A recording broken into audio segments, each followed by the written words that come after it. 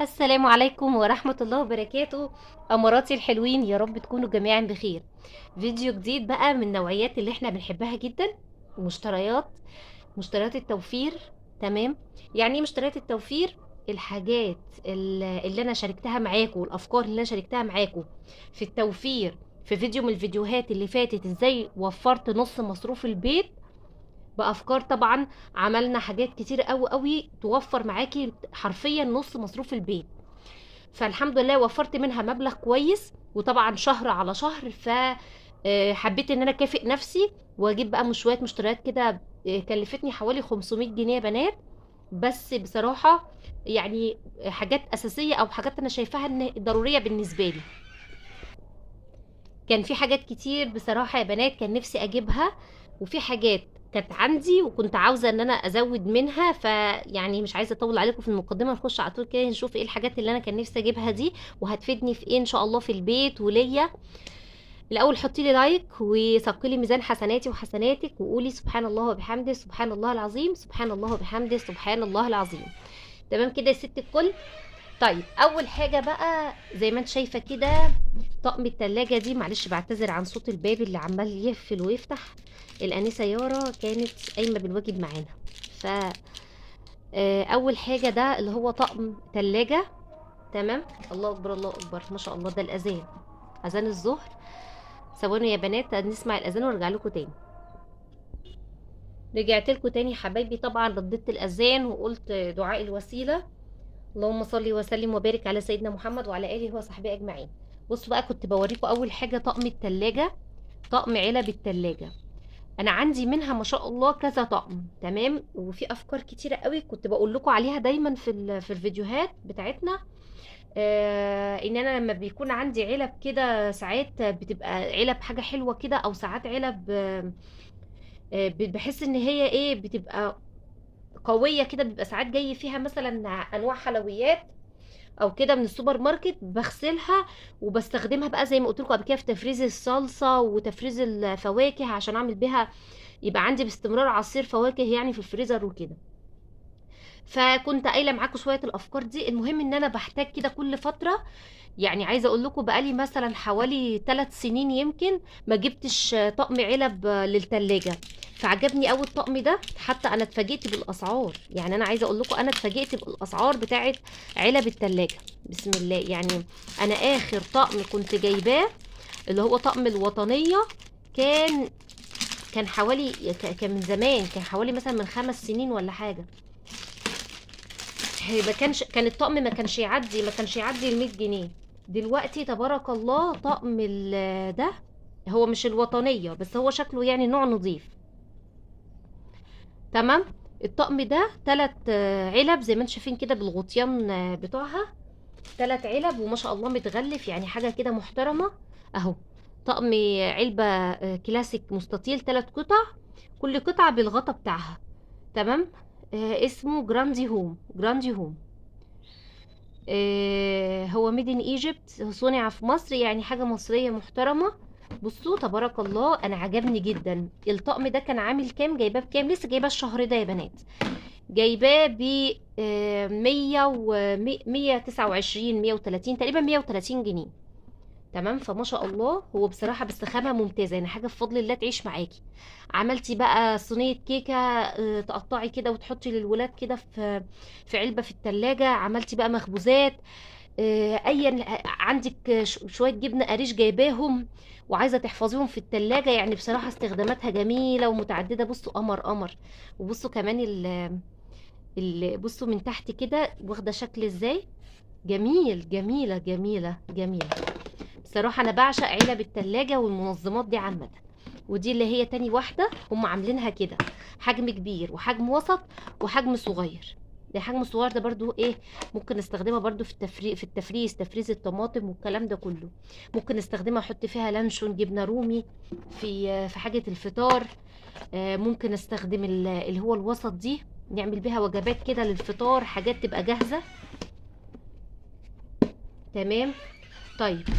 ده كده كان التلات علب. بصوا لما اتحطوا الصوروا فوق بعض ما شاء الله بانوا عن ما كانت في الاول. كانت في قلب بعضها كده ما كانتش باينه قوي. طيب جبت ايه تاني؟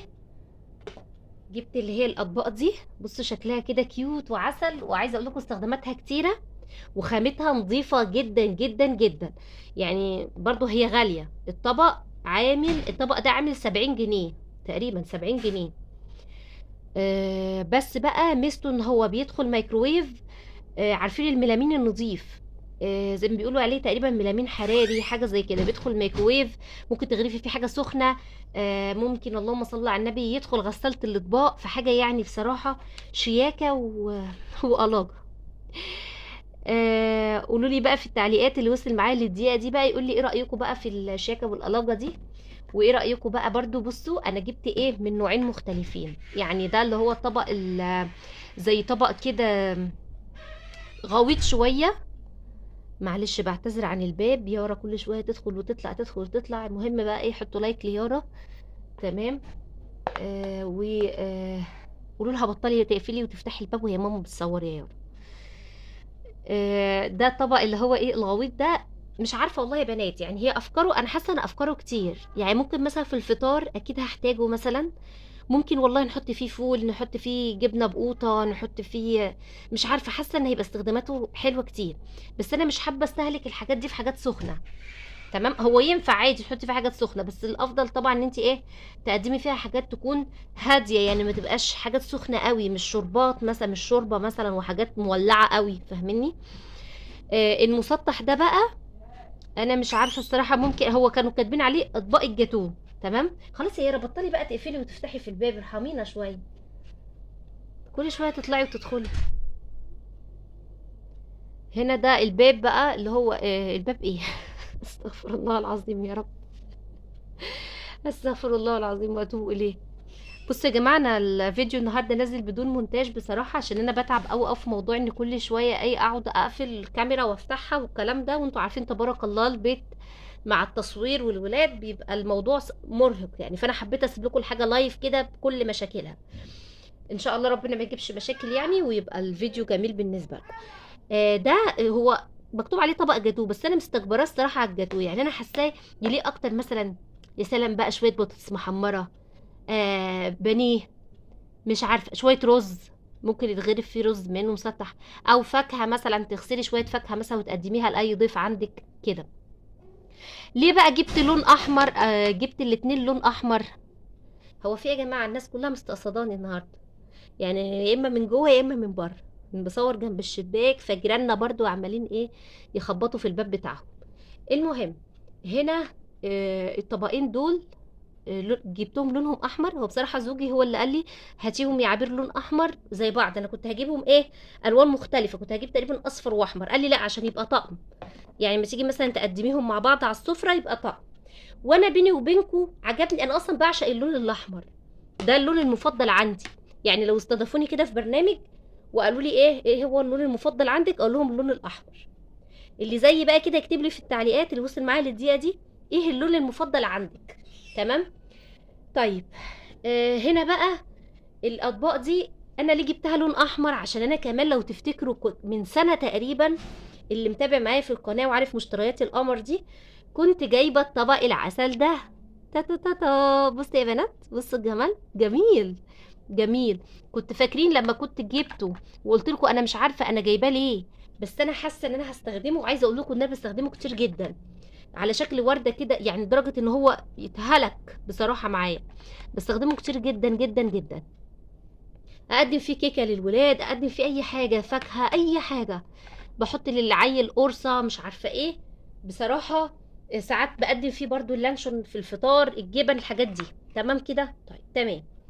نركن الطبق ده بقى ونشوف ايه تاني. جبنا بقى ايه حاجات كده، مستحضرات كده برضو. ما انا لازم ايه بقى، اكافئ نفسي بقى على التوفير اللي انا عملته. فجبت ده بودي ميست. تمام. يعني في الرايحه والجايه كده تقعدي ترشي بقى كده، تخلي ايه ريحتك حلوه وريحه الاوضه حلوه. فبصراحه جميل، وكان سعره حلو، عجبني ب 80 جنيه. وما شاء الله يعني حجمه كبير كده، تبارك الله. عايزه اقول لكم ان هو قاعد معايا، انا جايباه اصلا قبل المشتريات دي. يعني انا جايباه من بقالهم شهرين تقريبا عندي، تقريبا شهرين. وبصوا ما شاء الله لسه مليان، ويعني حجمه ما شاء الله حلو. يعني بصوا 236 مللي.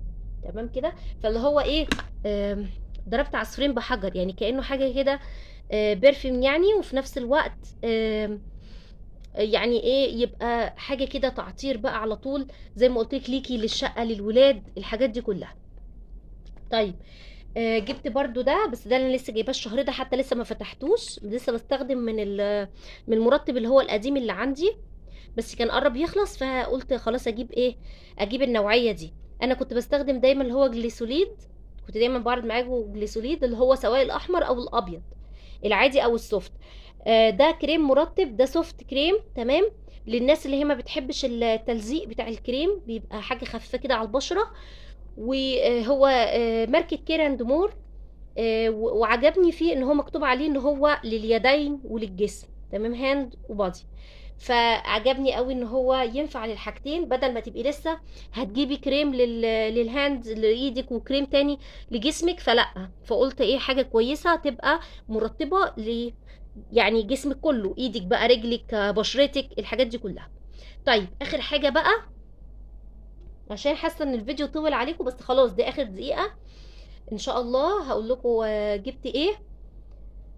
اللهم صل وسلم وبارك على سيدنا محمد. طبعا الحاجه دي بقى ايه، بناتي كده شويه، فخليتها لاخر الفيديو. تمام. صوفي يا بنات، صوفي اللي هي الفوط الصحيه، لقيتها سعرها حلو قوي، عليها عرض التلاته، عامله التلات عبوات عاملين يا ربي اللهم صل على النبي، عاملين 110 جنيه، تمام، تلات عبوات، تمام كده. بس عايزه اقول لكم بقى اني لقيت عرض الاتنين، عاملين الاتنين كانوا عاملين 90 جنيه، والواحده لوحدها بتتباع تقريبا ب50 حاجه زي كده، تقريبا العبوه الكيس لوحده تقريبا ب50، والاتنين مع بعض تقريبا ب90. وبعد كده خصم بقى ايه، التلات اكياس ب110. فلقيت بصراحه ان ايه، تحفه يعني، العرض ده بصراحه عجبني جدا. فلو لقيتي عرض زي كده برضو ايه، هاتيه، هيبقى حلو معاكي، هيكفي معاكي ما شاء الله عدد من الشهور كويسه، وتبقى حاجه ايه بقى ايه عندك في البيت كده، ما تشغليش بالك بقى ان الحاجه بتاعتك خلصت وعايزه تجيبي تاني. طيب احنا كده كل حاجه تقريبا قلناها. كنت عاوزه بس نخبي دي بقى خلاص كده، علشان ايه نبقى براحتنا. طيب ايه تاني بقى، اللهم صل على النبي، ايه تاني يا بنات كنت عايزه اقول لكم عليه. كنت بقول لك بقى ان انا بحب قوي البلاستيكات. بصوا كنت انا جايبه المجموعه دي في مره في مشتريات قبل كده، تمام. البلاستيكات دي بقى تحفه تحفه تحفه تحفه، ليه؟ لاي واحده معاها اطفال، تمام، حتى لينا احنا الكبار والله. بتبقى اولا البلاستيك خامته نظيفه مش وحشه، هاتي يعني ما تسترخصيش في البلاستيك، هاتي حاجه سعرها عالي شويه، بس حاجه تبقى نظيفه.